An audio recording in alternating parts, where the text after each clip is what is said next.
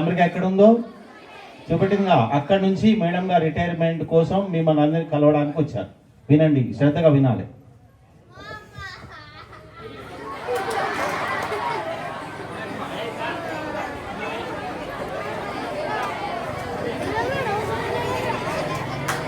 నాకు ఈ అవకాశం ఇచ్చిన పెద్దలకి,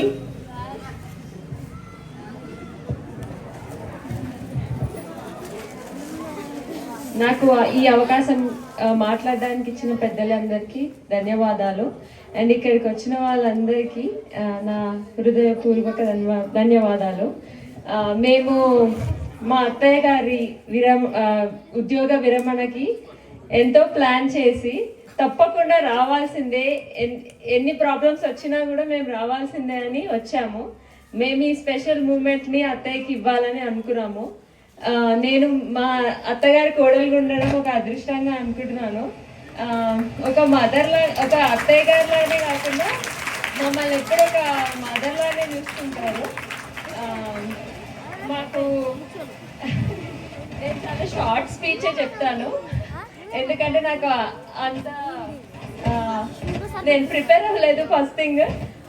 బట్ మా అత్తయ్య గారి గురించి కొన్ని ఇంపార్టెంట్ విషయాలు చెప్పాలనుకుంటున్నాను.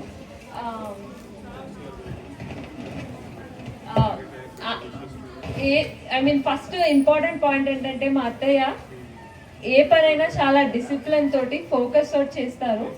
అది మా ఫ్యామిలీ అందరిలో ఇట్లా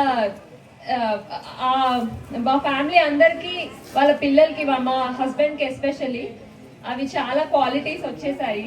మా లైఫ్ ఒక హ్యాపీగా ఉండాలంటే మా అత్తయ్య ఒక మంచి ఫౌండేషన్ వేశారు.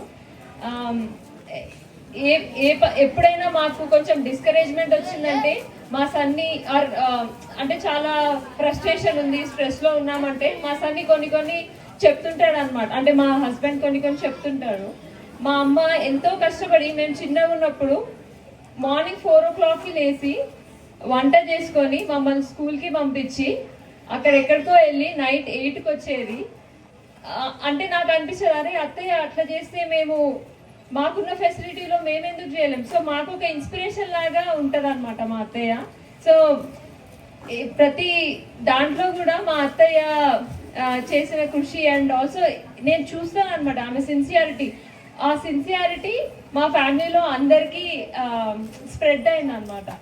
సో నేను చాలా థ్యాంక్ఫుల్, మా అత్తయ్య నా లైఫ్లో ఉంది. మా అత్తయ్య మామయ్య ఇద్దరు మమ్మల్ని చాలా ప్రోత్సహిస్తారు. అంటే ఎప్పుడు ప్రొఫెషన్లో కానీ దేంట్లో అయినా కానీ